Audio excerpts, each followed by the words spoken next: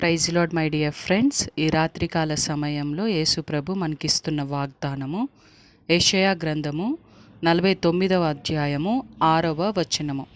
నీవు బూది గంతముల వరకు నీవు నేను కలగజేయు రక్షణకు సాధన మగుటకై అన్యజనులకు వెలుగై ఉండునట్లు నిన్ను నియమించి ఉన్నాను. ఆమెన్. యేసు ప్రభు మనతో చెప్తున్నారు, సిస్టర్స్ అండ్ బ్రదర్స్, నేను మీకు ఇచ్చిన రక్షణను అన్యజనుల మధ్య నా యొక్క సువార్త ప్రకటించుటకై సాధనముగా మిమ్మల్ని నేను ఉపయోగించుకుంటాను. మిమ్మల్ని అన్యజనులకు నా వెలుగై ఉంచుతాను.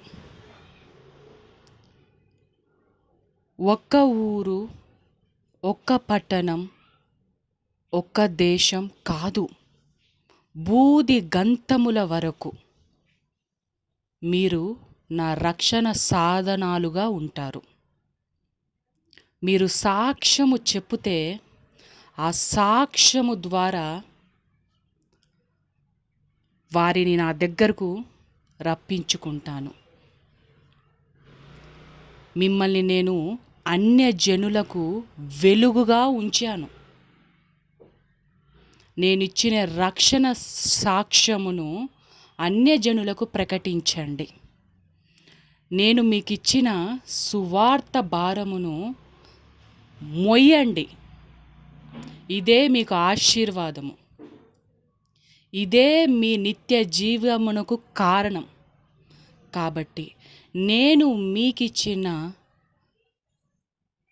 ప్రతి పనిని కేర్ఫుల్గా బాధ్యత వహించి నా రక్షణకు సాధనముగా మీరు ముందుకు వెళ్ళండి.